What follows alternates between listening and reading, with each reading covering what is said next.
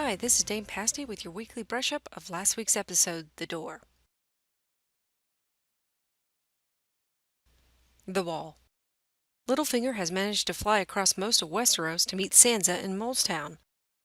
Sansa has become the Iron Lady, and while I love that she is so tough on Littlefinger, I'm sad at the same time.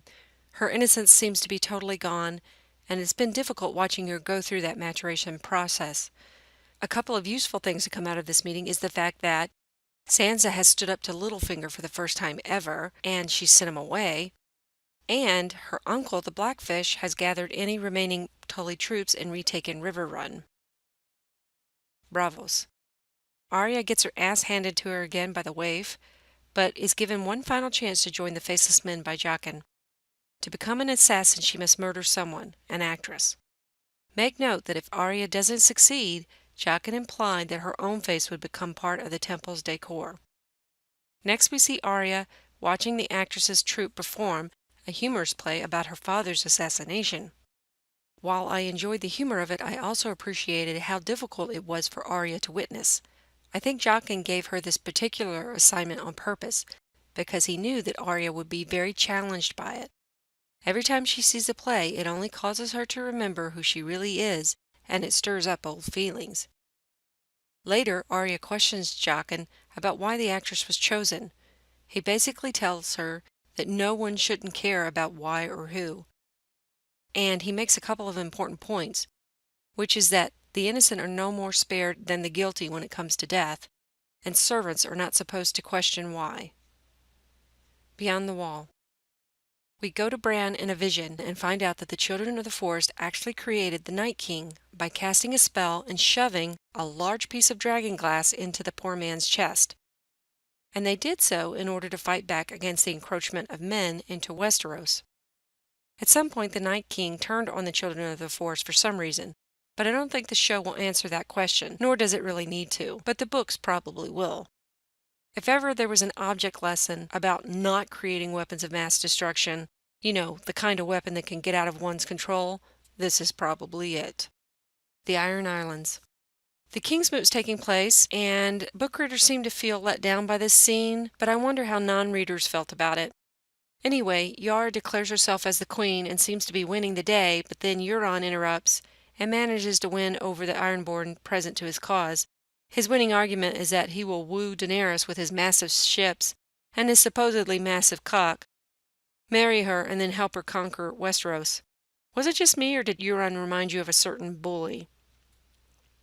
While Euron is being drowned and crowned, Yara and Theon hightail it out of Dodge, because if Euron felt no compunction against killing his own brother, killing the two of them doesn't even signify. Yara and Theon manage to steal the majority of the ships, and Euron will now have to build his own new fleet. Vaes Dothrak. Welp, Jorah admits to being sick, and Dany commands him to go and find a cure and return to her afterward. In my opinion, this was some of the best acting we've seen from Emilia Clarke yet, and the scene was very effective. And was it me, or did she seem tanner than last week? Let's just pretend that the fire that she was in last week gave her that lovely Saint-Tropez tan. Meereen. Dany's small council meets and decides they need to put some propaganda out there to win hearts and minds. Tyrion thinks that in order to do that, he needs a bully pulpit, in particular, the pulpit of R'hllor. They introduce a new character named Kinvara. She's the high priestess of R'hllor in Volantis. So she comes to the palace and meets them and scares the bejeebers out of Varys, which reveals quite a lot about her power. I mean, nobody scares Varys. That kind of power to see into the past, into your most horrifying and private moments, well, that's some seriously scary shit. Something else occurred to me is that this storyline clearly parallels Cersei's trying to team up with the High Sparrow. Let's hope this doesn't come back and bite them in the ass the way it did Cersei. Beyond the Wall. Back to Bran again, and we see him using a rootkit to access the mainframe, and boy oh boy does he get into trouble.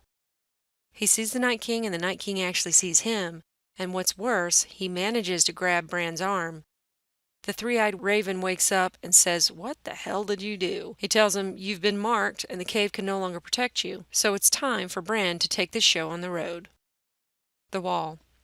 Back at the Wall, we see a meeting of Jon and Sansa's small council, where Jon and Sansa are trying to figure out How to retake Winterfell. They basically decide to rally the smaller houses of the north to their cause, and they'll use the promise of the Tully army as proof that they are not a losing cause.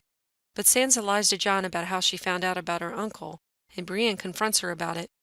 It's basically because Sansa has learned not to trust anyone who might have a countering agenda to her own, including her brother, and because Littlefinger is still able to manipulate her by planting a seed of doubt about Jon. Then later she gives Jon a cloak with a Stark wolf sigil. Partly it's a gift to make them appear more regal and remind the smaller houses of their Stark right to rule, but it's also out of guilt for lying to him. As they're getting ready to leave for Point South, Tormund gets in one last leer. I love that grin. I want to put it in a bottle and keep it forever. Jon leaves Ed in charge of the wall. And do you think Jon's comment about the wall getting knocked down was a foreshadowing or just a poke at us book readers? Beyond the wall. Back to Bran yet again.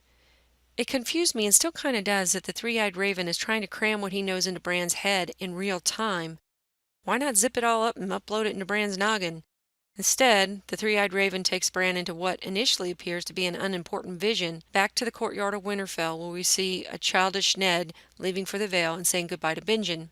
Meanwhile, in the cave, Mira is running around like a chicken with her head cut off, trying to prepare Bran to leave and trying to fight off zombies at the same time. She even manages to kill a White Walker, so that makes her one of only 3 living people to have killed a White Walker. And Hodor is having his usual panic attack whenever violence is in the offing. We get to see some cool effects at the cave's entrance between the Children of the Forest and the White Walkers. Did you see how the fire parted for the Night King? Well, I have thoughts on that in the spoiler section at the end of this video. Bran, inside the cave, who is still in a vision, can see the younger Hodor, aka Willis, in a courtyard at Winterfell. He hears Mira shouting somehow, and he wargs into future Hodor, but I think he's also kind of warging into past Hodor at the same time. Meanwhile, warged future Hodor pulls Bran's sled down the back hallway to the cave's back door. Meanwhile, the Night King enters the cave and kills the three-eyed raven, who disappears from the vision in front of Bran. The zombies chase after Bran, and the last child of the forest on the entire planet, Leaf, and Bran's wolf, Summer, fight a rearguard action, sacrificing their lives. Hodor, Bran, and Mira reach the back door, and that's when I started to feel sick because I know what's coming. And sure enough, young Hodor in the vision has a seizure and starts shouting over and over again, "Hold the door," because that's what Mira's shouting to future Hodor. And Hodor, who is no longer being warged by Bran, makes the conscious choice to hold the door and give them a little bit of time to keep the horde of zombies from pursuing Mira and Bran. So now we know how Hodor finally lost his ability to speak. I think lots of people online figured out where Hodor's name came from beforehand. I kind of did too. Many of us were afraid it would end up being corny. But to me and most viewers, they did a great job. They made it very powerful and emotional. Honestly, I was a sobbing wreck. I don't think I cried this hard since maybe the Red Wedding or when Jon died. I did hear from one non-book reader who told me they thought it was stupid. I asked him why, and his feeling was based on anger. He was so angry that Hodor was so innocent and so good that he had to be sacrificed because of Bran's stupidity. And I can understand his perspective. The actor who plays Bran said that he felt really bad about it, that Bran really screwed loyal Hodor over. Now we know why Hodor started getting agitated and scared anytime there was violence. He knew he would die by violence because he saw it when he had the seizure. And how many times do you think he might have lived his own death over and over, being caught between the past and the future? That shit would fry your brain pan too. Ultimately, this tragedy fits right into one of Game of Thrones' major themes, which is that life is often unfair and death spares no one, not even the completely innocent. And that's why we were all an emotional wreck, because having to face that is probably one of the hardest parts of being a human being. Overall, this was a fantastic episode in my view. Although it jumps back and forth between storylines, which hasn't worked all that well in previous episodes, this time it was seamless. So far this season has been epic, and each episode makes me eager for the next one, which I can honestly say was not the case in previous seasons. That's it for this week. Stay tuned for spoilers and speculations. See you next week.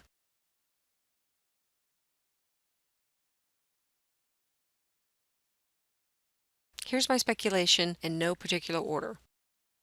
1. Yara and Theon are going to Dany first.